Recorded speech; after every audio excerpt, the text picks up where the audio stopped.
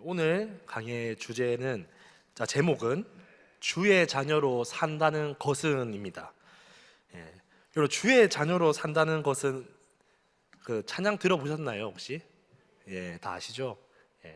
거기서 가져왔어요. 그럼 주의 자녀로 산다는 것은 무엇일까요, 여러분? 주의 자녀로 산다는 것은 과연 어떻게 살면 주의 자녀로 사는 걸까요? 늘 우리가 말씀이라든지 이런 문장들이 되게 모호하잖아요. 추상적이지 않나요? 주의 자녀로 산다는 거. 어떻게 하면 주의 자녀로 잘 사는 걸까? 이게 우리의 질문입니다. 뭐 예배를 잘 드리고 섬김을 잘하는 것도 주의 자녀로 잘 사는 거기도 하고, 또 하나님의 나라를 구하는 거, 교회를 잘 세워가는 거, 가정을 잘 세워가는 거, 그 하나님 말씀대로 무언가를 잘 세워가는 것도 다 주의 자녀로 잘 세워가는 것입니다. 그러나 우리가 이러한 주의 자녀로 잘 살아가보자라는 적용을 할 때에 우리가 말씀을 붙잡고 적용을 하면 제일 좋습니다. 오늘의 말씀은 우리가 주의 자녀로 산다는 것이 참 방대하지만 이 요한 이서에서는 도대체 어떻게 사는 것이 주의 자녀로 잘 사는 것인지를 한번 같이 살펴보겠습니다. 지난주에 우리가 함께 나누었던 말씀들이 좀 기억나시나요? 지난주에 진리와 사랑을 잘 세워가야 된다라고 이야기했어요. 그 건축물을 이야기하면서 진리의 뼈대를 세우고 그 위에 사랑의 이제 건물의 마감이죠. 인테리어를 잘 해야 된다. 결국에는 그 완성은 십자가가 아니라 십계명이죠. 십계명을 어떻게 우리 가정 안에, 여러분의 각자의 삶에 주어진 그 공동체 안에 어떻게 잘 세워나가야 되는지에 대해서 한번 나누어 봤습니다. 그리고 오늘 이 본문 내용은 조금 더 이 요한이 디테일하게 어떻게 적용을 할지를 말하고 있는 장면이에요. 먼저 사실 이 요한이서에서 말하는 본문에서 지금 읽어보셨을 때 느낌이 조금 오시는 분도 있겠지만 이제 그 적그리스도, 이제 거짓 교사들과 이제 인사도 하지 마라라는 이렇게 말씀이 있잖아요. 여기서 요한이서에서 말하는 사실 적그리스도는 이 시대에, 이 시기에 예수 그리스도의 신성과 인성을 부인하는 자들이었습니다. 그러니까 예수님의 신성은 받아들였지만 예수님이 인간으로 오지 않았다라고 주장하는 이단들이 참 많았단 말이에요. 그래서 예수님의 인성을 거부하는 이 적그리스도를 이제 인사도 하지 마라, 관계하지 마라라고 말하는 겁니다. 그러나 오늘 우리가 이 본문을 가지고 사실 우리는 오늘날의 이 적그리스도 거짓 교사는 사실 신천지 같은 이단들이죠. 이 신천지 같은 이단들과의 관계도 우리가 중요하지만 이 요한이서의 말씀이 단지 우리가 이단을 향한 적용점을 찾기보다는 오늘 우리의 삶에, 그래서 우리의 삶에서는 또 어떠한 거짓과 싸울 수 있을지를 한번 같이 고민해 봤으면 좋겠습니다. 그래서 첫 번째로 여러분에게 이런 질문을 좀 드려보고 싶어요. 여러분 혹시 자유에는 책임이 따른다는 말 들어보셨나요? 이 자유에는 책임이 따른다. 우리나라는 자유민주주의잖아요. 자유죠. 나의 어떠한 선택. 내가 직업을 구하는 데 있어서 내가 목사가 되든 기업인이 되든 카페 사장이 되든 의사가 되든 제 선택입니다. 이 자유죠. 우리는 자유롭게 선택할 수 있는 이 권리를 부여받았습니다. 권한이죠. 그러나 이 자유에는 분명히 그 자유에 향한 선택과 책임이 따른다라는 말입니다. 이 미국의 16대 대통령이죠. 그 아브라함 링컨 아십니까? 이 링컨이 이 자유를 향한 이 열망을 가지고 이렇게 정치를 하지 않았습니까? 그 당시에 미국에서 이제 노예 해방을 위해서 싸웠던 인물입니다. 그 나라에서 노예의 해방을 위해서 싸웠고, 그로 인해서 이제 남북 전쟁이 일어났죠. 그 링컨은 참 위대한 인물인 것 같습니다. 나라의 자유, 또 노예들의 그 자유를 위해서 이 전쟁을 시도했단 말이에요. 그럼 잘 생각해 보십시오. 이 전쟁에서 결과론적으로 물론 링컨이 승리를 했지만 이 전쟁에 수많은 청년들이 죽었단 말이죠. 이 수많은 청년들은 지금 이 노예들을 위해서 싸운 자들입니다. 지금 그러니까 우리가 결과론적으로 링컨이 지금이야 위대한 인물이다라고 우리가 알고 있고 배워왔고 존경을 하고 있지만 사실 그 당시에 링컨이 이 존경만 받지는 않았겠죠. 그 시기에는 노예를 위해서 청년들이 전쟁에 나간다라는 게 그 당시에 많은 문화 속에서 어른들이 이해가 됐겠습니까? 오늘날 우리가 보면 안 되는 거죠. 그러나 링컨이라는 인물이 대단한 것은 그러함에도 불구하고, 그러한 시대적인 어떠한 배경, 환경에도 불구하고 그는 기독교인이었고, 그는 성경적인 가치관에서 노예도 자유가 있다, 그 해방돼야 된다는 그 가치관을 가지고 정치를 했고 설득을 했고, 그 청년들의 핏값을 통해서 이 미국의 노예 해방이라는 자유를 성취했던 인물입니다. 이것이 바로 자유에는 책임이 따른다는 말이죠. 링컨은 그 전쟁을 통해서 결국에 비참한 죽음을 맞이했습니다. 그의 선택이죠.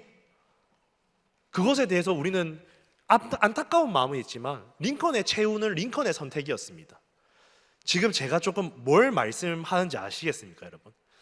자유에는 책임이 따릅니다. 오늘날에는 우리는 이 책임이 없는 자유를 많이 복원하는 시대죠. 어떤 자유에 대한 방임이 만연한 시대입니다. 오늘날 개인이 이 공동체의 법과 질서를 지키는 것이 참 보기 힘들죠. 오늘 시대가 그런 것 같습니다. 이것을 오늘 요한이서에서 요한이 이렇게 말하고 있는 것입니다. 하나님의 백성된 공동체에게 마땅히 성도로서 어떤 진리를 수호하고 지키는 책임을 다해야 되는지를 말하고 있습니다. 그렇다면 오늘 이 본문에서 말하는, 이 요한이 말하는 두 가지 책임이 무엇이냐? 바로 첫 번째는 8절에 보시면은 우리가 일한 것을 잃지 말고 오직 온전한 상을 받으라 라고 첫 번째로 말했고요. 두 번째로는 10절과 11절에 보시면은 악한 일에 참여하지 않는 것이라고 되어 있죠. 이 두 가지의 책임을 다하라고 지금 말하고 있는 거예요. 그러니까 우리가 성도로서, 하나님의 자녀로서 자유를 누리지만 이 자유에 대한 책임을 이 두 가지를 통해서 요한이 우리에게 이렇게 지켜라 라고 지금 권면을 하고 있다는 것입니다. 그래서 우리가 오늘 이 강해 속에서 이 두 가지를 관점으로 쭉 한번 살펴볼 예정입니다. 먼저 8절부터 살펴보겠습니다. 8절은 아까 제가 한번 말씀드렸듯이 너희는 삼가 우리가 일한 것을 잃지 말고 라고 이렇게 먼저 되어 있습니다. 여기서 우리가 일한 것이 무엇인지를 살펴봐야겠죠. 예수님이 공생애 때 세운 제자들이 12사도입니다. 12사도. 이 12사도들을 또 경험한 제자들을 보통 속사도라고 부릅니다. 명칭이. 이 속사도들이 또 제자를 세웠겠죠. 제자를 교회에서. 그리고 그 제자들 중에 또 오늘 이 본문에서 부녀와 자녀들이 또 나왔습니다. 그러니까 지금 여기서 우리가 일한 것은 바로 예수님이 공생애 때 먼저 반석으로 세운 이 12사도들입니다. 이 12사도들이 일한 것을 잃지 말라라고 해석하시면 돼요. 그럼 12사도들이 일한 것과 지금 오늘 이 본문에서 부녀들에게 어떤 연관이 있고 또 오늘날 우리에게는 어떤 연관이 있는 말씀이냐라는 거죠. 이러한 맥락을 좀 쉽게 이해하려면은 여러분 이거를 생각하시면 돼요. 여러분 우리 달리기 경주 중에 릴레이 아시죠? 릴레이 경주를 딱 생각하시면 돼요. 지금 이 말하고자 하는 게, 릴레이 경주는 한 명만 잘 뛰면 이기는 게임입니까? 아니죠. 처음에 아무리 달리기를 잘해도 이 후자에 뛰는 선수들이 잘 달리지 못하고 조금 지쳐서 한 10분 쉬었다가 가고 이러면은 그 릴레이 경주는 이길 수가 없습니다. 지금 이거 말하는 거예요. 우리가 일한 것을 잃지 말라는 것은 이 예수님의 가르침을 입은 이 12사도들이 지금은 뭐 교리도 없고 정경도 없지만 이들이 예수 그리스도의 마땅히 가르쳐야 되는 기독교적인 가르침을 통해서 교회를 세웠단 말이에요. 초대교회. 이 초대교회 안에 있는 이제 지난주에 말했던 진리, 이 진리를 잃지 말라는 겁니다. 이것을 너희가 보존하고 수호하고, 또한 보존만 하면 안 되겠죠. 계속해서 그 시대에 맞는, 교회에 맞는 그 진리가 개혁될 수 있도록, 진보될 수 있도록 만들어 가라는 겁니다. 이것을 해라. 너희는 삼가 우리가 일한 것을 잃지 말고라고 하고 있습니다. 그리고 뒤이어서 말하고 있죠. 잃지 말고 다음에 오직 온전한 상을 받으라고 합니다. 그렇다는 것은 우리가 상을 받는다는 거, 여러분, 이 기독교적인에서 우리가 상급을 받는다는 개념 많이 들어보셨잖아요. 그래서 막 천국에 상급을 쌓아라, 오늘 너가 이렇게 물질을 심으면 하나님이 이렇게 열매를 맺어 주신다. 분명히 맞는 말입니다. 그것도 맞는 말이에요. 그러나 우리가 상급을 단지 내 개인의 영역으로 적용을 해버리면 위험합니다. 이거는 이 구약에서부터 왔던 어떤 공동체 그리고 건강한 교회론이 무너지는 겁니다. 오늘날은 개인주의 시대죠. 내가 신앙생활을 잘하고 내 신앙을 잘 관리하고 살아내는 게 중요한 시대입니다. 근데 이렇게 개인주의가 만연하던 시대가 역사적으로 얼마 안 됐어요. 사실은 원래는 공동체 위주로 움직입니다. 교회는 절대 개인을 위한 공동체가 아니었단 말이에요. 그렇다는 것은 이런 거예요. 이 상을 이 부녀들에게 지금 이 말을 하는 거죠. 너희가 잃지 말고 상을 받아라라는 말은 이 상이 이 부녀들만 받는 상이 아니라 누구의 상이기도 하다는 말이겠습니까, 여러분? 사도들의 상이기도 하다는 거예요, 여러분. 여러분, 이게 우리의 오늘날 다음 세대를 키우는 겁니다, 여러분. 내가 오늘 릴레이 경주를 잘하는 선수다, 내가 우사인 볼트다, 중요하지 않습니다. 교회에서는 내 개인의 승부, 내 개인의 달리기 경주를 잘하는 교리를 성경에서 하나님이 말했다면은 개인의 영향력이 곧 구원이라든지 하나님의 어떤 상급을 받는 기준이 됐겠죠. 하지만 하나님은 그렇지 않습니다. 개인의 영향을 통해서 상급을 주시는 분이 아닙니다. 이유가 뭔지 아세요? 여러분이 가지고 있는 개인의 영향력이 다 다르잖아요. 그 영향력이 여러분이 만들어냈습니까? 날 때부터 재벌 그 부모님에게 태어난 자녀들과 이 부모도 없는 고아의 시작이 다릅니다, 여러분. 하나님은 공평하십니다. 여러분의 개인의 기량을 통해서 하나님이 무언가에 잣대를 대지 않는다는 거예요. 각자 하나님이 주신 만큼 하나님은 요구하십니다. 그래서 우리가 교회가 받을 결국 상급은 뭐냐면요, 오늘 우리가 함께하는 교회를 지금 20년간 이렇게 잘 세워왔지 않습니까? 근데 함께하는 교회만 생각하시면 안 된다고요. 이 함께하는 교회가 오기 이전에 이 한국 교회에 얼마나 많은 교회들이 지나갔는데요, 얼마나 많은 우리 선배들이 교회들이 지금은 역사적으로 이제 100년의 전통교회로 남아있는 교회일지라도 그 전통교회가 있었기 때문에 오늘 우리 함께하는 교회가 있습니다.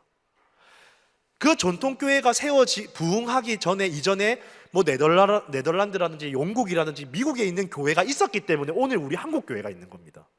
그러니까 우리가 이 역사적인 교회를 가진 이 통찰을 가지지 않고 성경을 바라보면요, 오늘날 우리 교회는 내 교회, 나의 신앙, 우리 교회라는 잘못된 공동체를 만들어 내버린다는 거죠. 그래서 첫 번째를 권면하는 게 무엇이냐, 우리의 것을 잊지 말라는 겁니다. 우리 것은 사도들이 지금 가르침인 거죠. 결국엔 사도들은 예수 그리스도가 세운 12 제자입니다. 결국은 예수의 가르침을 잃지 마라. 너희가 이 정통이라고 하죠. 이 정통을 잃어버리면은 위험하다는 겁니다. 그가 지금 사도들이 이렇게 말하는 거예요. 야, 열심히 좀 해. 너희가 지금 달리지 않으면은 우리가 이 경주에서 져버려. 릴레이 경주의 상은 모든 선수들이 완주를 해야 끝납니다. 그렇다면 우리의 교회는 예수의 재림이 올 때까지, 재림내 예수님이 오실 때까지 우리의 경주는 계속 되어야 됩니다. 오늘 우리 시대가 우사인 볼트처럼 잘 뛰는 것이 중요한 게 아니라요, 오늘 우리가 뛰는 것을 교훈도 삼고 반면 교사를 삼아서 그 다음 세대가 뛰어가는 게 중요하다는 거예요. 교회는 이렇게 세워져 왔습니다. 우사인 볼트가 되는 게 중요한 게 아니에요. 그것은 세상에서 말하는 방법이라는 겁니다. 그러니까 오늘날은 우리가 이러한 교회를 세우기에 참 힘든 시대입니다, 여러분. 여러분, 포스트 모더니즘이라고 들어보셨어요? 오늘날 포스트 모더니즘 이런 말 많이 들어봤잖아요. 이 포스트 모더니즘은 조금 쉽게 생각하면 탈모더니즘이라고 생각하시면 돼요. 이 18세기가 오면서 이 이성이라든지 이성주의, 지식, 뭐 학문을 파고 또 과학의 발전이 결국엔 인류를 구원한다고 생각했단 말이에요. 인류를 해방시킨다, 구원한다. 그러나 그 과학이 발전되고 뭐 그런 지성이 발전된 결과가 20세기에 와서 이 세계대전이 일어났지 않습니까? 세계전쟁이 1차, 2차 세계대전이 일어났단 말이에요. 그때 전 세계에서 패닉이 왔단 말이에요. 과학이 발전되고 사람이 지적인 발전이 되고 이성적인 발전이 일어나고 상식적인 어떠한 대화가 되는 이런 교육열이 높아지면은 상식적인 공동체를 이루고 평화를 이룬다고 생각했는데, 오히려 성숙된 지성과 이성과 과학이 이 전쟁을 통해서 수많은 사람들을 학살하는 일들이 일어났다는 겁니다. 그래서 일어난 게 탈모더니즘이에요. 포스트 모더니즘. 아, 이거 아니네, 틀렸네. 그래서 이 포스트 모더니즘은 절대적인 권위, 절대적인 진리 체계를 무너뜨리자는 겁니다. 그래서 오늘날 우리가 살아가는 시대에 좀 그런 모습이 많은 것 같아요, 여러분. 절대적인 진리가 없죠. 요즘에 오늘날 우리 어르신들, 우리 나라에도 이렇게 유교적인 좋은 문화가 있잖아요. 여러분, 유교라는 문화가 다 나쁜 게 아닙니다. 근데 오늘날 젊은이들은 유교하면 막 치를 떤단 말이에요. 그게 유교라서 치 뜨는 게 아니라 그냥 어른들이 말하면 다 치를 떨어요. 이게 포스트 모더니즘입니다. 객관화를 하지 않죠. 유교의 좋은 것을 지켜놔야 되고, 오늘 우리 세대에 맞는 것으로 개혁을 해가는 것이 건강하지만, 이 유교라는 권위 체계를 부인하겠다는 겁니다. 이게 오늘날 우리의 어떠한 실패를 만들어냈다. 이게 교회 안에도 들어왔단 말이에요. 오늘날 종교에도. 여러분, 교회에도 이것이 들어오면서, 특히 기독교는 절대적 진리 아닙니까? 우리는 절대적 진리를 가진 종교입니다. 종교가 아니죠. 우리는 그냥 예수님 믿는 사람들이죠. 교회죠. 근데 이 절대적인 진리 체계를 부인하는 세대들이 일어났단 말이에요. WCC가 그렇잖아요. 여러분, WCC 들어봤죠? 다원주의 아닙니까? 너도 옳고 나도 옳고 우리 모든 종교가 다 구원을 이룬다. 방식이 다를 뿐이다. 말도 안 되는 논리를 하고 있단 말이에요, 지금 이거를. 근데 이것이 교회 안에서도 이 이야기를 한단 말이에요, 지금. 교회 안에서도. 우리 교단은 아니지만 타 교단들에서 인정하는 교단들이 있단 말이에요. 물론 여러분, 우리가 이러한 맥락을 이야기할 때에 이러한 문제점이 있지만, 우리는 오늘 이것을 조금 더 집중돼서 살펴볼 거예요, 여러분. 포스트 모더니즘이 다 나쁩니까, 여러분? 포스트 모더니즘이 다 나쁜 역할만 했다고 할 수 있을까요? 그렇지 않습니다. 여러분, WCC를 잘 들어보면은 맞는 말도 해요. 맞는 말도 한단 말이에요. 근데 왜 선배들이, 특히 우리 교단 선배들이 거부를 하냐면요, 절대적인 진리, 절대적인 기준이 흔들리기 때문입니다, 여러분. 맞는 말이 중요한 게 아닙니다. 먼저 우리가 이 포스트 모더니즘의 장점과 단점을 한번 살펴보겠습니다. 첫 번째로 장점의 첫 번째는, 이 포스트 모더니즘은 다양성을 존중해주죠. 다양성. 오늘 다양성 아닙니까? 우리가 얼마 전만 해도, 우리 여기 인생을 살아오신 선배님들은 잘 아시겠지만, 불과 얼마 전만 해도 우리가 두발도 같은 두발, 이 기준이 있죠. 옷도 어떤 기준에 통제되는, 같은 옷, 같은 머리, 뭐 걸음걸이도 같게 해야 되고, 뭔가 이러한 문화가 있었단 말이에요. 다양성보다는 질서죠. 보여지기 좋고 질서 정연함을 추구했단 말입니다, 우리 선배들이. 교회 안에서도 뭐 세상에서도 또 그런 질서를 통해서 또 좋은 것들을 많이 이루었습니다. 근데 이 하나됨과 통일성을 자꾸 이야기하다 보니까 다양성이 잃어버리는 거예요. 다양성. 세상에는 너무 다양한 사람들이 있어요. 하고 싶은 것이 다르고 먹고 싶은 것이 다른데, 이 통제된 사회 속에서 살다 보니까 많이 힘들단 말이에요. 그런 부분에서 이 포스트 모더니즘은 이 통일성과 하나됨을 강조했던 세상 속에서 각자의 다양성이 존중되는 시대가 됐습니다.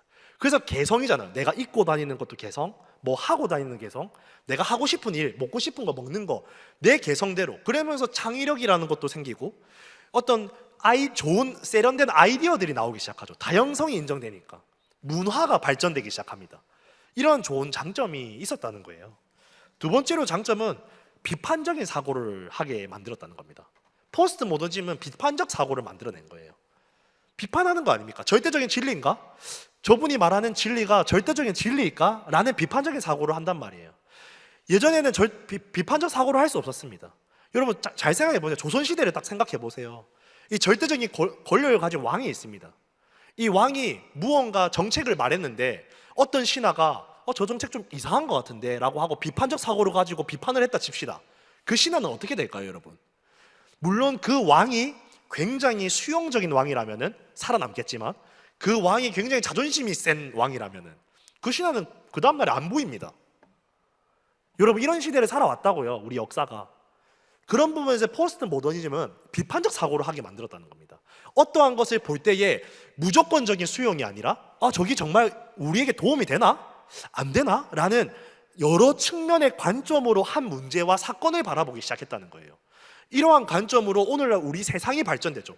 복지가 발전되고 사회가 발전되고 문화들이 발전되지 않습니까? 정치가 발전되고 기업이 발전됩니다. 관점이 다양하니까요. 다양한 관점이 모이니까요. 이게 바로 비판적 사고를 통해서 얻는 유익입니다. 마지막으로는요, 이제 서로 생각을 받아들이는 관용이 시작됐죠. 관용. 이건 대표적으로 토론입니다. 토론. 이제 하나의 생각이 아니라 다양한 생각들을 조율하고 듣고 어떠한 일을 해결하는 겁니다. 제가 음악 했다고 했잖아요. 작곡가요. 불과 뭐 한 20, 30년 전만 해도 이 작곡가의 가장 멋있는 게 뭔지 아세요? 작곡도 내가 하고 작사도 내가 하고 편곡도 내가 하면 제일 멋있습니다. 그래서 옛날 작곡가들 보면 작곡, 작사, 편곡 다 자기 이름만 돼 있어요. 근데 오늘날 이러면은 안 됩니다. 별로 인정 못 받아요. 만약 내가 뭐 나훈아 정도 되는 급이다, 그러면 가능하죠.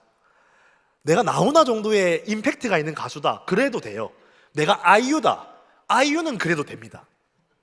근데 아이유도 그렇게 안 해요, 요즘에는. 왜냐면은 작곡이라는 작품을 하나를 만들어내는 것에도 내 혼자만의 곡이 아니라 다양한 사람들이 모여서 멜로디도 만들고 작사도 하고 악기 편곡도 하고, 악기도 다양하잖아요. 기타는 이렇게 연주, 저 사람의 연주를 존중해서 존중돼서 만들어지는 작품이 요즘에는 인기가 많아요. 그래서 크레딧에 보면 막 다양한 이름들이 있단 말이에요. 작곡을 보면은 이런 것입니다. 다양성이 서로의 합의점을 찾고 각자의 의견이 존중되니까 더 좋은 컨텐츠가 만들어지죠. 더 좋은 작품이 만들어지기 시작합니다. 여러분, 이게 포스트 모더니즘의 유익이에요, 여러분. 이러한 서로의 존중되고 너도 나도 옳다라는 그 문화가 단지 나쁜 것만은 아니라는 겁니다. 그러면 이제 우리가 단점을 한번 이제 살펴봐야겠죠. 단점은 무엇이냐? 첫 번째는 절대 진리가 상실했습니다. 이젠 절대적인 진리가 없죠. 기준이 없습니다. 너도 옳고 나도 옳지 않습니까? 기준이 없죠. 옳고 나도 옳아야 되니까. 이게 대표적으로 우리가 사례를 들어보면 성윤리입니다. 오늘날 남성과 여성 성별이 두 개다라고 제가 저 어디 서울에 있는 뭐 어디 핫한 곳에 가서 학교에 가서 이야기를 하면 저 바로 이제 이 시대의 문화를 따라오지 못하는 사람이 돼버립니다. 남자와 여자야, 성경은 하나님이 남자와 여자를 만들었어라고 말하면 안 되는 시대가 됐어요. 이게 포스트 모더니즘의 지금 절대적 기준이 사라졌죠. 절대 진리가 상실했습니다. 이젠 진리가 없습니다. 내가 어제 남자로 살다가 오늘 여자로 살겠다면 사라지는 거예요. 이게 지금 우리가 절대 진리가 상실되고 있는 시대를 보고 있습니다. 두 번째로는 선과 악에 대한 정의가 불분명해졌죠. 예전에는 선과 악이 분명했습니다. 저 일을 하면 선한 거, 저 일을 하면 나쁜 거 라는 명확함이 있었다면, 이분법이라고 하죠, 분명히. 물론 여러분, 이것 또한 예화를 딱 들려드릴게요. 여러분, 홍길동 생각하면 돼요. 홍길동. 여러분, 홍길동은 선한 사람입니까? 악한 사람입니까? 여러분, 홍길동 이야기 아시죠? 홍길동은 도적입니다. 도적무리를 이끌었습니다. 뭐 말이 좋아서 의적이지, 도적이죠. 도둑놈이죠. 그러나 이 홍길동이 했던 그 내용을 보면은 그 당시에 탄간오리들이 이 백성들을 착취하고 자신들의 배를 불리고 백성들을 굶겼단 말이에요. 그때 이 홍길동이 그 탐관오리의 부정부패를 쌓아냈던 인물입니다. 그리고 그들의 것을 뺏어서 굶고 있는 원래 이것의 주인인 백성들에게 돌려줬습니다. 여러분은 딱 하나만 선택해 보십시오. 홍길동은 선합니까? 홍길동은 악합니까? 애매하게 포스트 모더니즘 같은 말 하지 마시고요. 정하시라고요. 선택해 보시라고요. 선합니까? 악합니까? 오늘날 시대로 따지면은 잘 보면 우리 사법 시스템 있지 않습니까? 홍길동은 나쁘죠. 아니, 뺏어서 주는 게 악한 법을 어긴 거 아닙니까? 도둑놈이잖아요. 도둑질한 거잖아요. 십계명에 도둑질 하면 안 된다며요. 참 애매하죠, 여러분. 애매하죠, 여러분. 네. 이런 시대입니다. 오늘날 사회의 불의에 대해서 범죄를 하더라도 이 사회를 위해서, 뭔가 서민을 위해서 싸워내면은 그 사람은 괜찮다라고 말해버립니다. 과연 괜찮은가? 홍길동은 선하다고 할 수 있는가? 왜 이 고민을 하지 않냐는 거죠. 사회의 정의 구현을 했으니까 그는 선한 겁니까? 아니죠. 법과 질서를 무너뜨린다면 거기에 대한 책임도 있습니다. 제가 뭘 말하는지 아시겠어요? 홍길동이 진짜 위대한 인물이라면 사회 정의 구현을 한 것에 대한 박수를 받아야 됩니다. 그러나 홍길동이 도둑질을 한 것에 대해서 심판을 받아야 됩니다. 책임을 져야 됩니다. 그렇다면 저는 홍길동을 인정할 것 같습니다. 그 사람은 사회 정의 구현을 했던 위대한 인물이기도 하지만 그 시대의 법과 질서를 지킨 인물이기도 한 겁니다. 여러분, 이게 예수님인 거 아세요, 여러분? 오늘날에는 사회 정의 구현을 한다고 하면 법과 질서를 무시해버려요. 법과 질서를 지키겠다고 하면 사회가 불의가 일어나든 부패가 일어나든 무시해버립니다. 이게 오늘 우리의 문제입니다. 포스트 모더니즘이란 사고로 우리가 애매하죠. 내가 옳아 보이면 홍길동은 선합니다. 내랑 공감대를 이루면 홍길동은 선하고, 홍길동의 저 불의를 통해서 탐관오리들, 양반들은 어떻겠습니까? 지금 양반들한테는 악이에요. 지금 홍길동이 나의 소견에 옳은 대로 선이 되고 악이 된다는 거예요, 여러분. 이게 오늘날 이 선과 악의 정의가 불분명해진 시대가 됐습니다. 마지막으로는 공동체가 파괴됩니다. 공동체가 없죠. 공동체라는 게 뭘까요, 여러분? 과거 우리나라의 지도자들은 잘 먹고 잘 살아보세 하면서 우리나라가 잘 먹기 위해서 국민들을 일으켰단 말이에요. 공동체를 위한 어떠한 행정과 일들을 했단 말이죠. 나라가 잘 살면 국민이 산다. 근데 오늘은 좀 반대입니다. 개인이죠. 공동체는 개인을 위해서 존재한다. 맞는 말입니다.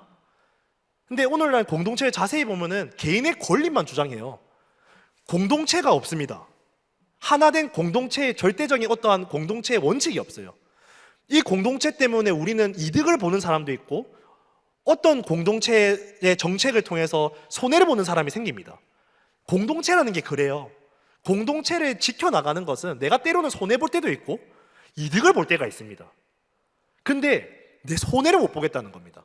서로 이득만 보겠다고 주장하는 시대가 돼버렸습니다. 자기 권리만 이야기하죠, 공동체. 그러니까 하나가 될 수가 없습니다. 이제 공동체가 아니죠. 그건 공동체가 아닙니다.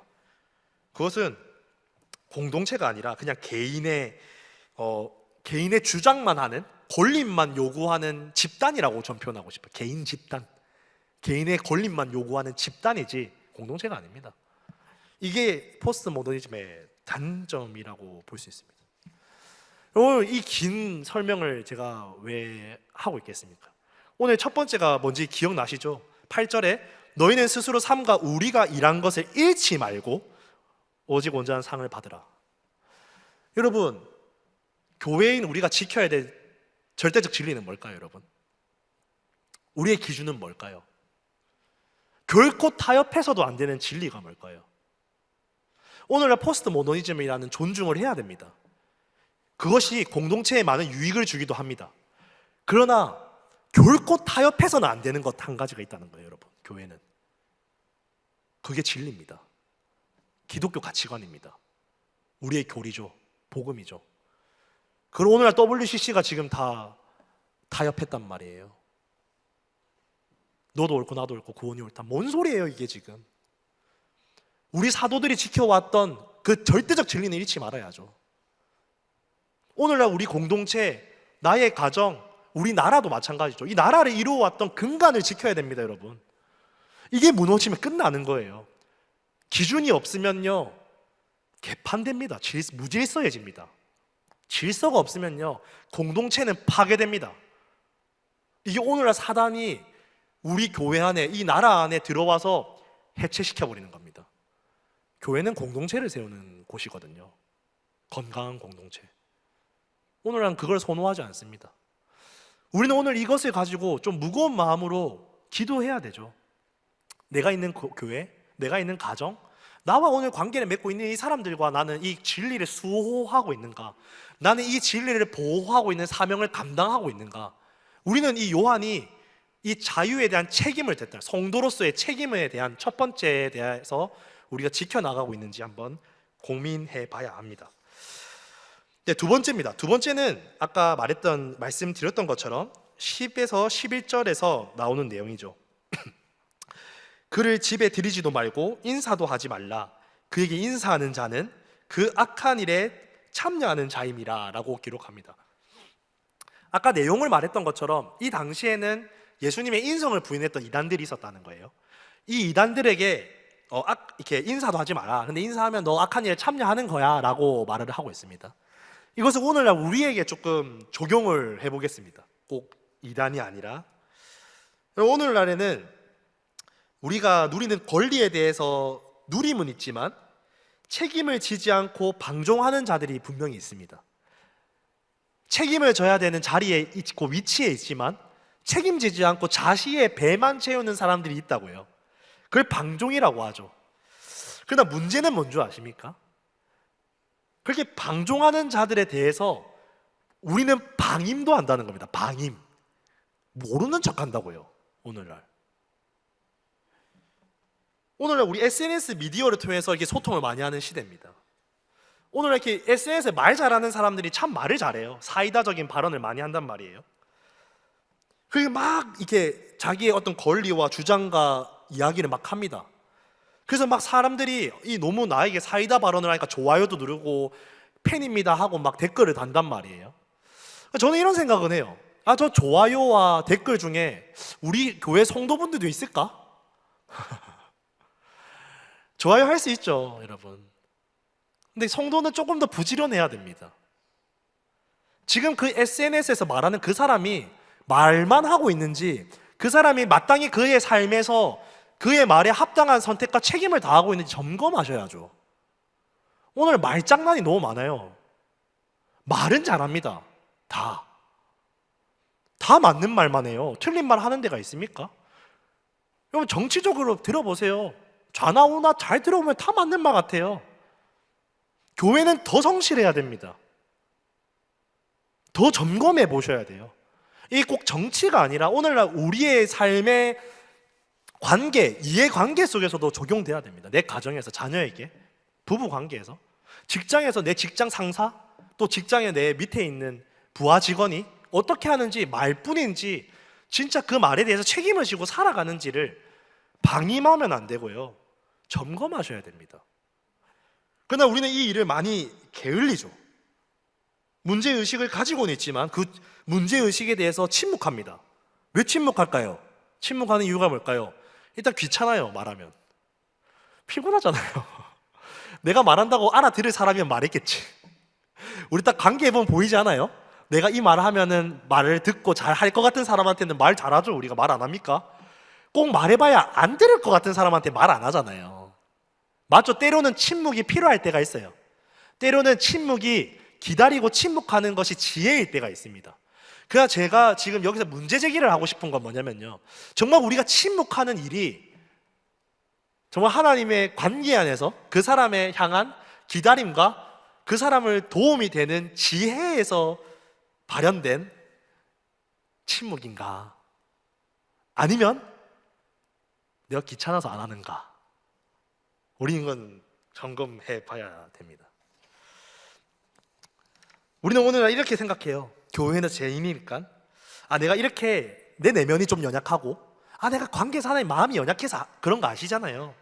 예수님은 사랑하시니까 내가 방종하고 방임하고 방관해도 예수님은 날 용서해 주시고 이해해 주시겠죠 라고 이렇게 해석을 많이 하십니다. 하나님, 예수님 용서해 주세요. 근데 제가 오늘 말씀을 정확하게 이제 말하자면은, 오늘 요한은 그 악한 일에 참여하는 자미라라고 말하고 있는 겁니다, 여러분.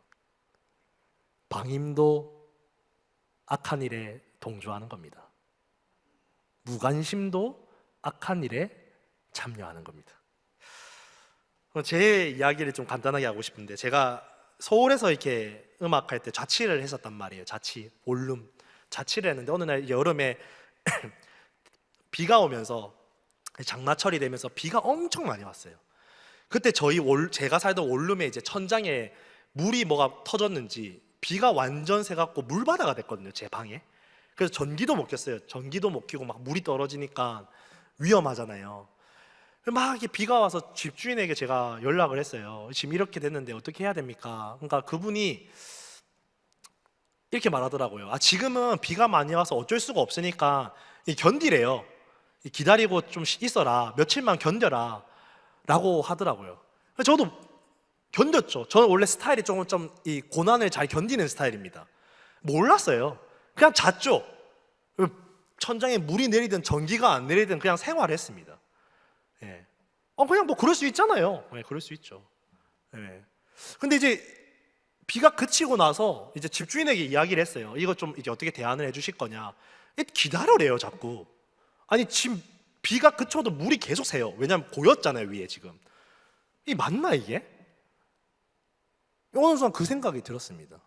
그래서 결국에는 어떻게 저렇게 이야기를 해서 제가 그 원룸을 나가서 다른 원룸을 가게 됐는데, 제가 나중에 시간이 지나고 나서 깨달았습니다. 내가 무지했구나 라는 생각을 했어요, 여러분. 저는 나름 그때는 이 집주인도 얼마나 힘들었을까, 이 집이 갑자기 새갖고 이 공사하려면 얼마나 돈이 많이 들까. 웃기고 있죠. 내가 돈도 없는데 그 사람보다. 그 사람은 건물을 가진 건물주인데 웃기고 있는 겁니다. 이상한 의로움이죠. 제 권리가 뭡니까? 제가 그 집에 공짜로 삽니까? 제가 보호받는 게 뭐죠? 그 사람이 정상적이었다면 비가 내린다고 거기서 있어라고 하는 게 정상입니까? 아니면 옆에 호텔이라도 잡아주던가 다른 집에다가 내려 옮겨주는 게 정상입니까? 옮겨주는 게 정상입니다. 저는 몰랐죠. 그냥 같이 예배하고 견뎌줬죠. 예배 아니죠. 내 의로움이죠. 그리고 나갈 때도 하나도 안 챙겼어요. 다 손해봤어요. 이사 비용도 하나도 안 받았어요. 제가 다 손해보고 나갔습니다. 그게 저는 떳떳했습니다. 그때는 예수 믿음이 이렇게 손해보는 거지.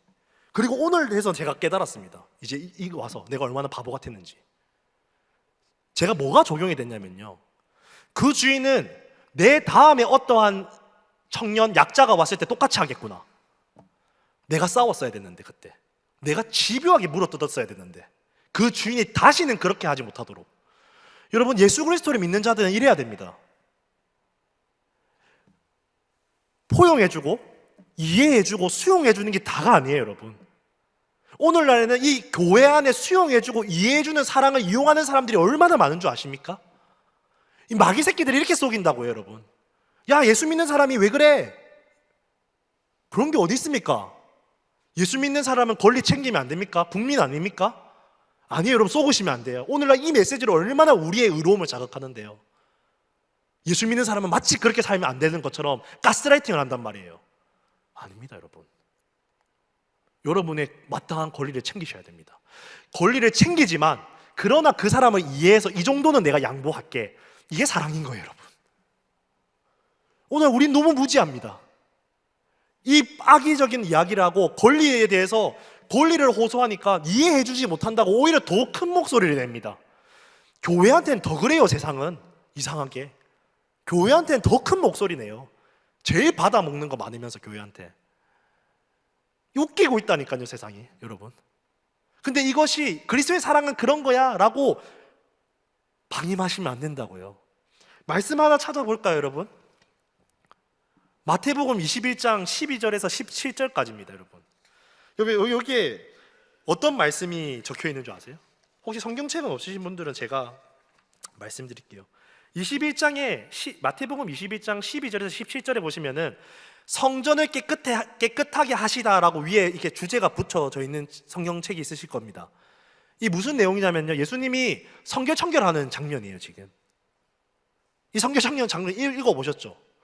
예수님이 이 성전에 올라가셨어요. 성전에 올라가니까 이들이 뭘 하고 있냐면요, 이 성전에서 막 장사하고 있고 매매하고 있고 막 돈 거래하고 있단 말이에요. 그때 예수님이 뭐 했냐면 그냥 엎었어요, 욕하면서. 예수님 엎었단 말이에요, 여러분. 우리는 그럼 이렇게 고민해봐야 됩니다. 왜 예수님은 왜 그러셨을까? 감정적이었을까? 예수님은 왜 엎지? 사랑은 온유하고 기다려주고 인내하는 거라며. 사랑하면은 품어주는 거라며. 그 고린도전서 13장에 그렇게 말하잖아요. 온유하라며. 예수님 말씀은 그렇게 해놓고 왜 그렇게 하십니까? 우리 이렇게 이야기할 수 있어야 된다는 거죠. 근데 예수님은 굉장히 근거를 가지고 그 일을 하셨다는 거 아세요, 여러분? 13절을 보시면 이렇게 기록되어 있습니다. 제가 읽겠습니다. 그들에게 이르시되 기록된 바 내 집은 기도하는 집이라 일컬음을 받으리라 하였거늘 너희는 강도의 소굴을 만드는 도다 하시니라 라고 되어 있습니다. 여러분, 저 좋은 성경책은 이 내 집은 기도하는 집이라에 막 니은자가 돼 있고, 강도의 소굴을 만드는 도다에는 뭐 디귿자 이런 거 돼 있죠. 막. 그리고 밑에 맨 아래에 이제 각 줄을 보시면은 이제 이 성경이 인용되었다는 것이 보일 겁니다. 이 성경이 지금 어디에 인용된 말씀입니까? 내 집에 기도하는 집은 이사야서 56장 7절 말씀을 인용하셨고요, 뒤에는 예레미야 7장 11절 말씀을 인용했습니다. 지금 예수님이 판을 엎었던 근거가 뭐라고요, 여러분? 구약 말씀입니다. 우리의 선조들이 지켜왔던 이 말씀을 예수님이 가지고 싸우셨습니다. 오늘 예수님이 기다려주고 품어주고 용납해주고 용서만 해주셨다고요? 썩지 마십시오, 여러분. 여러분, 왜 그렇게 사십니까? 혹시나 그렇게 사신다면 왜 사십니까? 그렇게 혹시나 내 인기 관리하려고 그러고 있지는 않으십니까? 내가 이 사람과의 관계가 좀 불편해서 그 불편한 그 감정 소모를 하기 싫어서 침묵하고 있지는 않으세요? 우리는 이걸 점검해 봐야 된다고요. 자꾸 말씀 갖다가 붙이시지 말라고요. 성경에는 다양한 말씀들이 있습니다. 내 입맛에 따라 적용하지 마세요. 오늘 이 예수님은 성전을 청결하는 일을 하셨습니다. 왜요? 선배들이 쌓아왔던 정통, 진리의 기초가 무너졌기 때문입니다. 그 예루살렘 성전에 있는 지도자, 영적 지도자들이 부패했고, 그 백성들이 예배를 드리는 것이 아니라 거래를 하고 있으며, 이 부정부패하고 있는 이 이스라엘의 백성의 성전에서 이 예수님이 성전을 엎어버렸습니다. 청결했습니다. 이것을 통해서 예수님이 어떻게 되셨는 줄 아시죠? 사내들이 공의회에게 정치당하셔서 십자가에 죽으셨습니다. 이 싸움 예수님이 이길 싸움이라고 생각하고 엎으셨을까요? 예수님이? 진다고 생각하고 싸운 거예요. 결과로는 예수님은 십자가에 죽으셨습니다. 그냥 좀 눈치 좀 보지, 사내들인 공의에 눈도 맞추고 좀 사랑하고 온유하고 기다리고 품었으면 예수님이 덜 십자가에 늦게 돌아가셨을 텐데, 괜히 왜 나서가지고 죽었습니까? 아니면 좀 자기 군사들 한 1,000명, 2,000명 데리고 가서 좀 하던가, 무력으로 겁 좀 먹게. 이렇게 싸웠으면 예수님이 그걸 비참한 죽음을 지지 않으셨을 거 아닙니까? 근데 예수님이 왜 그 선택을 하시고 십자가에 죽으셨냐는 거예요. 예수님은 이 길을 간 이유는 딱 하나입니다, 여러분. 우리를 죄와 사망의 권세에서 해방시키기 위함입니다.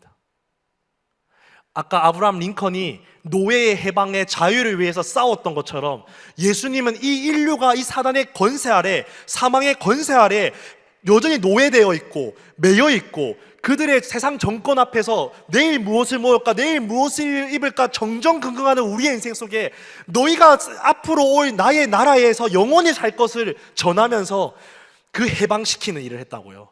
죄와 사망의 권세에서 해방시키는 일을 하기 위해서 자신이 친히 어떻게 불의와 싸우시는지를 보여주셨고, 그 불의 앞에서 마땅히 십자가에 죽으셨습니다. 그러나 그가 죽음으로써 세상이 이긴 것 같이 보였으나, 세상이 승리한 것 같이 보였으나, 예수님이 부활하심을 통하여서 이 세상 권세가 졌다는 것을 깨닫게 만들었다는 거예요. 그래서 오늘날 우리가 이 예수의 제자된 자들이 가는 길이 무엇인지 아십니까? 세상과 타협하지 않는 겁니다. 우리 사도들이 걸었던 길은 세상과 타협했던 자들이 아닙니다. 세상과 타협하기 위해서 세련된 이야기를 하고 스윗하게 말하고 세상을 품어냈던 게 아닙니다. 진리의 기초를 세우기 위해서 때로는 그들을 품었고, 때로는 그들을 수용했고, 때로는 그들을 사랑했던 겁니다. 하지만 그 진리의 기초에 근간이 무너뜨리는 일들이 발생했다면 언제든지 그들의 생명을 걸고 싸웠다는 것을 여러분 아십니까? 오늘날 이 포스트 모더니즘이 온 이 교회에서 진리가 흔들리고 무너지고 있지만 예수님의 사랑이라고 하고 방임하고 있습니다. 공동체가 깨어지고 있고, 학교가 무너지고, 교육이 무너지고 있고, 내 자녀를 어디에 교육을 보내야 될지를 모르는 이 시기 속에서 방임합니다. 이게 우리의 성적표 아닙니까, 오늘날? 예수님은 홀로 그 길을 가셨다는 거 여러분 아십니까? 우리 예수의 제자된 자라면서요. 오늘날 우리의 무지와 게으름이 이루 말할 수가 없습니다. 오늘 이 나라의 열매가 우리의 열매인 거 아십니까? 오늘 우리 함께하는 교회 이 모습의 열매가 내 열매인 거는 여러분 아세요? 내가 조금만 성실했다면, 내가 조금만 방종하지 않고 살았다면, 내가 전도사로서 조금만 방임하지 않고 살았다면 이렇게까지는 안 됐을 텐데, 우리의 예배가 이래야 될 줄 여러분께 권면드리고 싶습니다. 저부터도 그래요, 여러분. 그래서 정죄받자고요? 아니요. 성도에게 특권은 뭔지 아십니까? 돌이키는 겁니다. 우리 하나님은요, 공의의 하나님이시지만 사랑의 하나님이시기 때문에 그 백성이 돌이키면은 아무 일도 없었던 것처럼 하십니다. 그게 우리 하나님이십니다. 여러분, 우리 오늘날 이 시대 가운데 이 신앙을 지키시는 여러분 대단하십니다. 세상은 이 포스트 모더니즘에 물들었고요, 오늘날 이 교회도 WCC를 말하며 말도 안 되는 인권을 말하며 성윤리를 교회에서 인정하고 있으며 동성애를 합법화하자고 하고 있으며 차별을 하면 안 된다라는 말도 안 되는 소리를 하고 있습니다. 그러나 여러분, 우리가 대단한 일은 할 수 없지만요, 여러분의 삶의 자리에서 오늘 이 요한이서에서 말하는 진리의 기초를 세우시길 소망드립니다. 그 진리의 기초를 세우는 과정 속에서 또한 사랑의 인테리어, 장식물을 통해서 세상 사람들과 적이 되는 것이 아니라 그들을 진리의 기초로 전도할 수 있는 넉넉함으로 우리가 성숙된 그리스도인이 되기를 간절히 소망드립니다. 이 시간 우리 함께 찬양했으면 좋겠어요, 여러분. 오늘 먼저 찬양을 할 찬양은 주의 자녀로 산다는 것입니다. 여러분, 주의 자녀로 산다는 것 참 불편한 것 같습니다. 예수를 통해서 우리가 누리고 회복되고 기뻤던 일들도 있지만 이 예수와 친해지면 친해질수록, 예수님과 친해지면 친해질수록 참 불편합니다. 그래서 저 적당히 거리두고 관계할 걸 그랬나라고 생각할 때가 저도 있습니다. 너무 불편해서요. 예수님과 함께 동행하고 살아간다는 것은 참 불편한 것 같습니다. 여러분의 가정이 불편하듯이요, 여러분의 가정 속에서 부부의 관계가 불편한 이유가 진리를 세우고자 하면 불편합니다. 다른 사람과 같이 함께 동행하고 살아간다는 건 불편합니다. 절대적인 진리고 절대적인 선이신 예수님과 동행하고 살아가는 건 더 불편하죠. 죄인된 우리 교회끼리도 살아가는 게 불편한데요, 너무 다르잖아요, 우리가. 근데 여러분, 예수님은 그 불편함을 감수하고 살아가기를 기뻐하시는 거 아세요? 주의 자녀로 산다는 것은 그런 겁니다. 오늘도 그 불편함을 걸어가는 거죠. 이 시간 우리 이 곡조 있는 기도를 통해서 여러분들이 하나님께 조금 많은 교제하는 시간이 되었으면 좋겠습니다. 우리 함께 찬양 고백 드리겠습니다. 주의 자녀로 산다는 것은 주의 자녀로 산다는 것은 불 가운데로 걸어가는 것, 그 속에서 신실하게 날 지키시는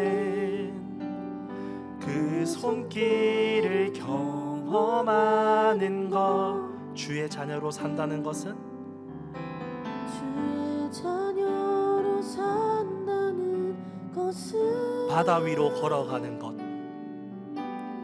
바다 위로 걸어가는 것, 내 온몸을 덮쳐오는 폭풍 속에도 잠잠히 주 바라보는 것, 때론 불 가운데 때론 불 가운데 휩싸일 때도 폭풍 가운데 무너질 때도 주님 내 곁에 함께 하시네. 가장 가까이에 함께 하시네. 주의 자녀로 산다는 것은 주의 자녀로 산다는 것은 불 가운데로 걸어가는 것이랍니다. 불 가운데로 걸어가 고난이죠. 그 속에서 신실하게 날 지키시는 그 속에서 신실하게 날 지키시는 그 손길을 경험하는 것이랍니다. 그 손길을 경험하는 것. 주의 자녀로 산다는 것은요, 주의 자녀로 산다는 것은 바다 위로 걸어가는 것이랍니다. 바다 위로 걸어 땅으로 걸으면 편한데요. 그때 내 온몸에 덮쳐오는 폭풍이 분답니다. 온몸을 덮쳐오는 와, 이해되지 않습니다, 이 폭풍이. 폭풍 속에서 근데 이 폭풍 속에서 잠잠히 주를 바라보는 것이랍니다. 주 그럼 이 주의 자녀로 산다는 것입니다. 바라보는 때론 불 가운데, 때론 불 가운데 휩싸일 때도, 폭풍 가운데, 폭풍 가운데 무너질 때도 주님 내 곁에 함께 하시네. 가장 가까이에서, 가장 가까이에 함께 하시네. 때론 불 가운데 때론 불 가운데 휩싸일 때가 있습니다, 여러분. 휩싸일 너무 억울한 때가 있어요. 폭풍 가운데 우리가 넘어질 때가 있습니다. 무너질 설 힘도 없을 때가 있어요. 그때 주님 내 곁에, 주님 내 곁에 여러분 함께하고 계신다는 거 아십니까? 함께 하시네. 가장 가까이에서요. 가장 가까이 그 어떤 사람 말고 가장 가까이. 때론 불 가운데, 때론 불 가운데 우리의 여러분의 삶 아니겠습니까? 여러분의 인생 아니겠습니까? 폭풍 가운데 괜히 예수 믿어가지고 힘들고 세상이랑 타협하면 안 되고, 주님 내 곁에 함께 하시네, 기뻐하시네. 가장 가까이에 함께 하시네. 주의 자녀로 산다는 것은요, 이 폭풍을 견디다 보면 이제는 나도 그늘을 용납하게 됩니다. 이게 이제 내 삶에 갑자기 일어나는 거예요. 뭐야, 왜 내가 용납하지 이 사람을? 나를 위해 달리신 십자가 사랑,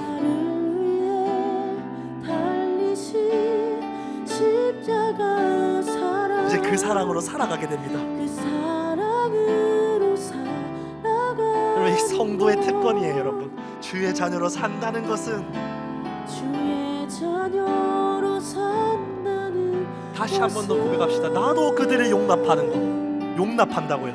나도 그들 용납이 단지 품는 것이 아닙니다. 때로는 그를 용납하기 위해서 쓴소리도 할 줄 알아야 됩니다. 나를 위해 달리신 십자가 사랑, 십자가 사랑 그 사랑으로 살아가는 것이, 그 사랑으로 살아가는 것. 주의 자녀로 산다는 것은요, 주의 자녀로 산다는 것은 주님과 함께 동행하는 것이랍니다.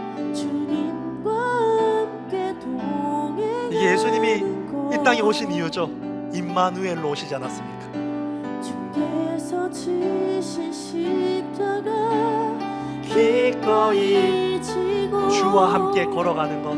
주와 함께 걸어가는 것. 다시 한 번 더 우리 고백합시다. 주의 자녀로 산다는 것은요, 주의 자녀로 산다는 것은 임마누엘의 하나님을 만나는 것입니다. 주님과 함께 동행하는 것. 이제 그 기쁨이 너무 좋아서요, 주께서 예수를 알지 못하는 그 사람들과 동행하기를 선택합니다.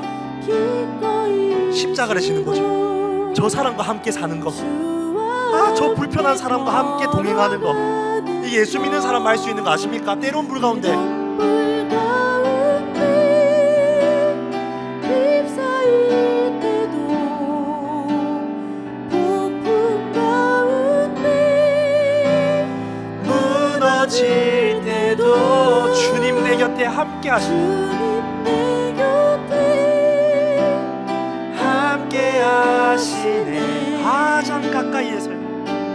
가장 가까이에서. 가장 가까이에 아멘. 함께하시네. 때론 불 가운데 때론 불 가운데 휩싸일 십자가를 짊어지고 섬겼는데 배신도 당하고 폭풍 가운데 사랑으로 품었더니 나를 이용하기도 하고 나에게 상처를 주기도 합니다. 그 사람들이. 주님 내 곁에 함께하시네. 예수를 가치를 위해서 살았는데 세상이 계속 우리를 박해합니다. 내가 가장 사랑하는 가족들도 나를 박해합니다. 때론 불 가운데 나의 우정으로 믿었던 친구들도 나를 박해합니다. 내가 누구도 의지할 수 없을 만큼 이제 친구들도 사라지는 것 같습니다. 내가 왕따가 되는 것 같습니다. 근데 여러분, 주님이 함께하고 계시다는 거 여러분 아세요? 가장 가까이. 우리 마지막으로 한 번 더 고백합시다. 때론 불 가운데. 여러분 삶 속에 이런 사건들 많지 않았어요? 예수 때문에 상처받아봤던 일들, 손해본 일들. 폭풍 가운데 무너질 때도 주님 내 곁에 함께 계시네. 주님 내 곁에 함께하시네. 가장 가까이 이것을 깨달을 때 우리는 이 주님을 이렇게 찬양하는 거예요. 밤이나 낮이나, 밤이나 낮이나, 어제나 오늘도 영원히 주만 찬양해. 괴롭고 슬플 때 낭망하여 넘어져도 언제나 주만 찬양하겠네. 밤이나 낮이나, 밤이나 낮이나, 어제나 오늘도 영원히 주만 찬양해. 괴롭고 슬플 때 낭망하여 넘어집니다. 언제나 주님을 찬양합시다. 주만 찬양하겠네. 밤이나 낮이나, 밤이나 낮이나, 어제나 오늘도 영원히 주만 찬양해. 괴롭고 슬플 때 낭망하여 넘어져도 언제나 주만 찬양하겠네. 밤이나 낮이나, 밤이나, 기쁠 때나 슬플 때나, 잘 될 때나 안 될 때나, 남들에게 인정받을 때나 억울한 일을 경험할 때나, 언제나 어디서나 주님을 찬양합시다. 이것은 주님이 동행하는 임마누엘의 하나님을 만나신 성도만 할 수 있는 특권입니다. 그래서 우리는 밤이나 낮이나 찬양할 수 있는 줄 우리는 압니다. 밤이나 낮이나 우리 찬양합시다. 밤이 감정적으로 찬양할 소리가 안 날지라도 그냥 찬양하는 겁니다. 그냥 찬양하는 소리에 그냥 앉아 있어도 됩니다. 남들이 찬양 부르는 그 소리를 들으면서 그냥 앉아 있어도 됩니다. 여러분, 낭망하여 넘어져도 우리는 언제나 주님을 찬양하는 겁니다. 우리 마지막으로 한 번 더 고백합시다. 밤이나 낮이나, 힘이 있을 때나 없을 때나 않습니다. 그냥 찬양하기를 선택하십시오.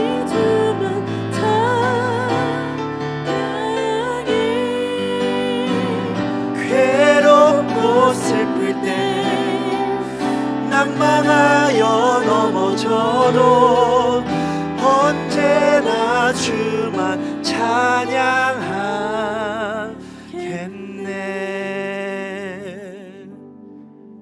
여러분, 이렇게 견도오신 분들이잖아요. 여기 신앙의 선배님들도 계신데요. 여러분, 이렇게 견뎌주셔서 감사합니다. 진짜 감사합니다. 여러분, 신앙은 릴레이 경주입니다. 제가 이제 이걸 알겠더라고요. 몰랐습니다. 참 제 부모님한테 원망을 많이 했던 것 같아요. 옛날에 왜 나에게 이렇게밖에 못해줬습니까? 라고 원망을 참 많이 했습니다. 오늘 이 시대를 바라보면서 이 교회의 많은 어른들이 좀 더 잘했으면 이렇게까지는 안 되지 않았을까라는 원망을 참 많이 했던 것 같습니다. 근데 아니더라고요.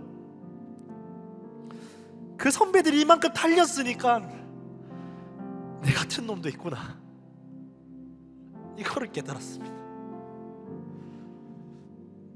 그때 제가 참 부끄럽더라고요. 내가 그 어른들만큼 살아는 내봤을까? 그들은 그 먹고 살기도 힘들고 세상이 참 혼란스러웠던 이 한국 시대를 걸어왔던 그 어른들이 그렇게 견뎠기 때문에 오늘의 우리의 누림이 있는데, 나는 누리고는 있지만 오늘 이 시대에 나는 그 선배들처럼 싸우고 있나? 내가 이 부끄러움이 말도 할 수 없을 만큼 밀려왔을 때가 있었습니다. 얼마 안 됐어요, 여러분. 사실 참 부끄럽더라고요. 너무 정죄받았던 것 같아요. 참 초등 1부 때 아이들에게 설교하는 것도 힘들었어요. 그때 내가 뭐라고 설교를 하지? 내가 뭐라고 말씀을 전하고 앉아있지? 지금 누가 누구에게? 참 무겁더라고요.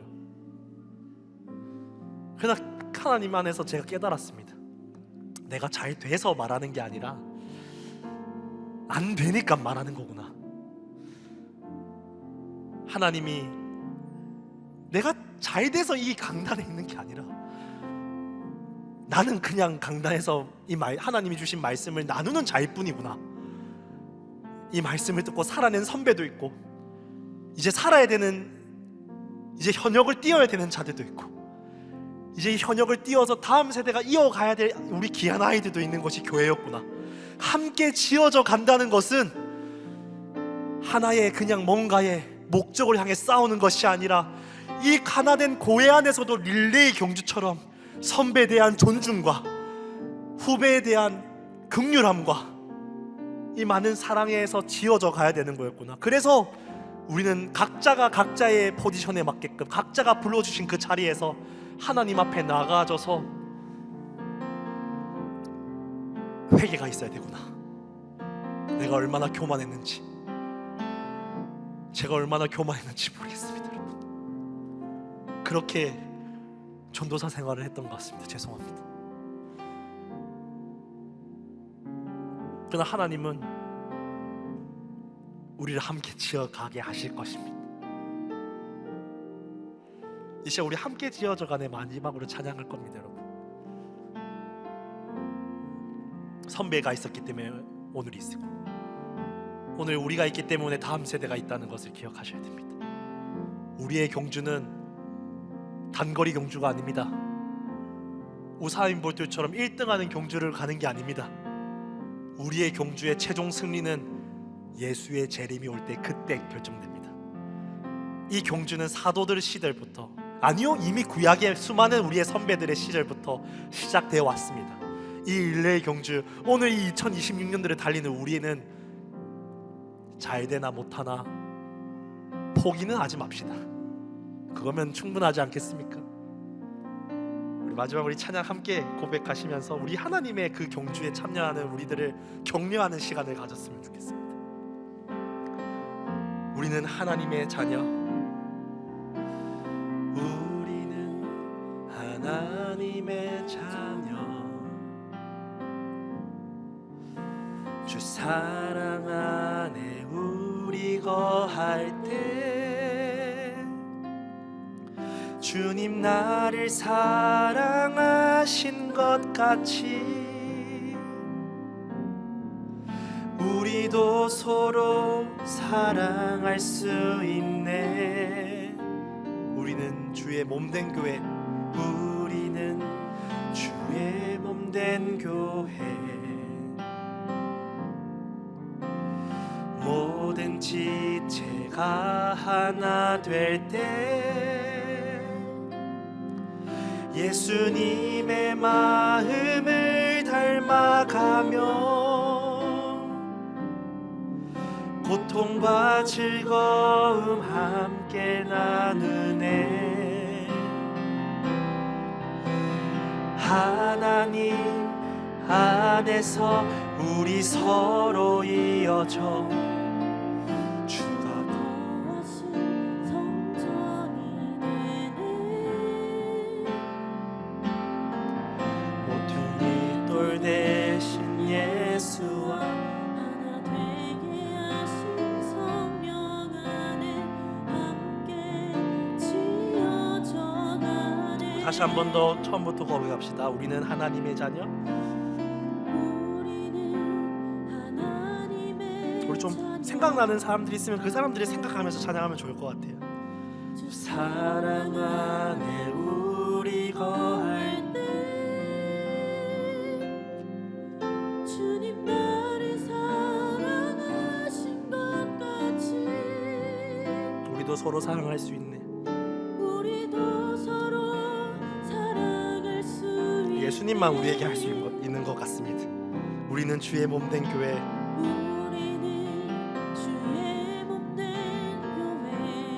모든 지체가 하나 될 때 예수님이 머리 대신 그 하나를 말하고 있습니다. 예수님의 마음을 닮아가며 오늘도 우리는 회개하며 고통과 즐거움을 이제 함께 나눕니다. 수치가 아닙니다. 부끄러운 게 아니에요. 하나님 안에서 우리 서로 이어져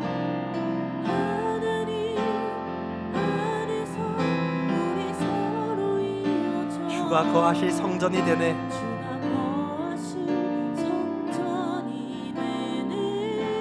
모퉁이 돌 대신 예수와 모퉁이 돌 대신 예수와 하나 되게 하신 성령 안에 함께 지어져 가네. 하나님 안에서 우리 서로 이어져 하나님 안에서 우리 서로 이어져 주가 거하신 성전이 되네.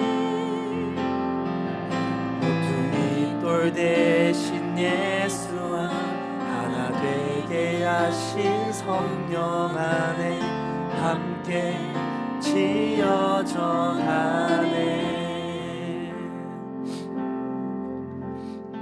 옛날에 저희 집에 그 비디오가 하나 있었는데 그 제목이 뭐였냐면 불효자는 웁니다라는 제목이 있었어요. 어르신분들은 아실 텐데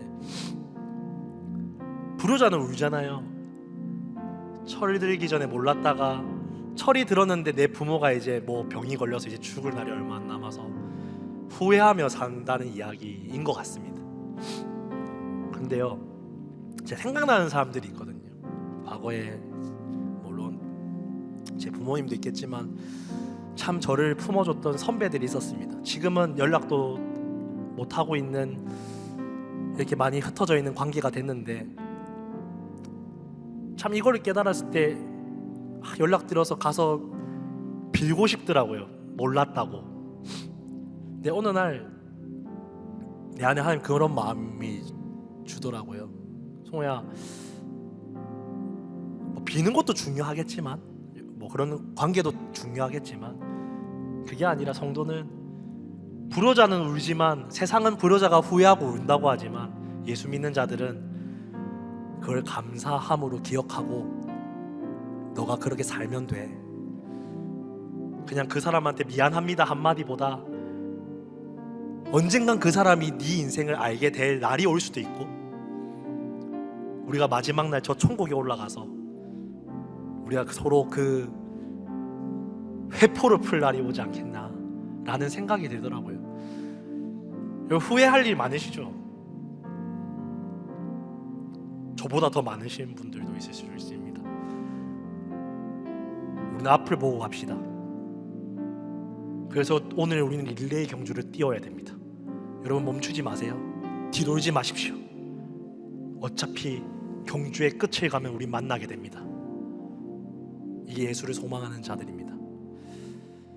이 시간 우리 짧게 그냥 우리가, 여러분들 혹시나 그 생각나는 사람들이 있다면 또 우리 결단을 하며 기도를 하고, 제가 기도하고 주기도문하고 마치겠습니다.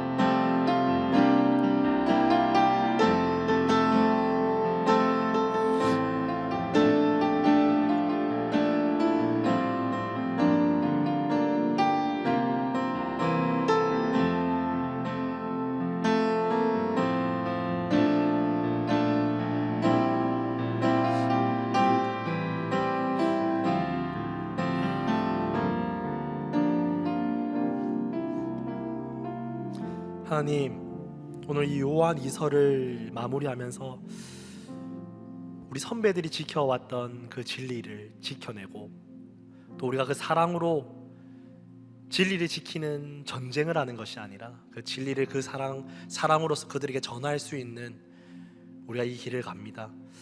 오늘 우리 하나님의 긍휼하심으로 우리가 후회되는 일, 우리의 실수했던 일을 회개하지만 또 살다 보면 또 넘어지고, 언제 하나님이 그 은혜를 주셨는지를 기억하지 못하고 또 교만하고 살 때가 있을 겁니다. 하지만 성도의 특권은 이것이라고 생각합니다. 다시 돌이킬 수 있는 것입니다. 그리고 다시 가는 겁니다. 하나님의 그 릴레이 경주를요. 하나님, 오늘 이 성도분들 중에서 이 릴레이 경주 중에 뛰다가 지치고 넘어지고 이제 이 경주를 포기하고 싶은 분들이 있습니까? 하나님, 그들의 심령 안에 찾아가셔서 그 우리가 하는 어떤 위로보다 하나님이 위로하여 주십시오. 혹시나 이 릴레이 경주를 포기치 않고 뛰고 있는 분들이 있습니까? 하나님, 그들의 릴레이에 홀로 남아있는 것 같고 외로운 릴레이 경주를 뛰고 있는 것 같이 보이나, 임마누엘의 예수 하나님이 옆에서 함께 띄워주고 계심을 느낄 수 있도록 하나님 그렇게 찾아가 주시옵소서. 오늘도 우리의 모든 성도 삶 속에서 다 말할 수 없는 인생의 문제와 고난과 또 질병의 문제로 고민하시는 모든 성도분들 가운데 또 하나님의 임마누엘 하나님을 깊이 만나는 그런 은혜가 될 수 있도록 성령님 붙잡아 주십시오. 오늘 거 주님께 맡겨드립니다. 예수님 이름으로 기도합니다. 아멘. 이제 우리 주기도문으로 수요 성경대학을 마치도록 하겠습니다. 고백하겠습니다. 하늘에 계신 우리 아버지여, 이름이 거룩히 여김을 받으시오며 나라가 임하시오며 뜻이 하늘에서 이루어진 것 같이 땅에서도 이루어지이다. 오늘 우리에게 일용할 양식을 주시옵고 우리가 우리에게 죄 지은 자를 사하여 준 것 같이 우리 죄를 사하여 주시옵고 우리를 시험에 들게 하지 마시옵고 다만 악에서 구하시옵소서. 나라와 권세와 영광이 아버지께 영원히 있사옵나이다. 아멘. 네, 수고하셨습니다.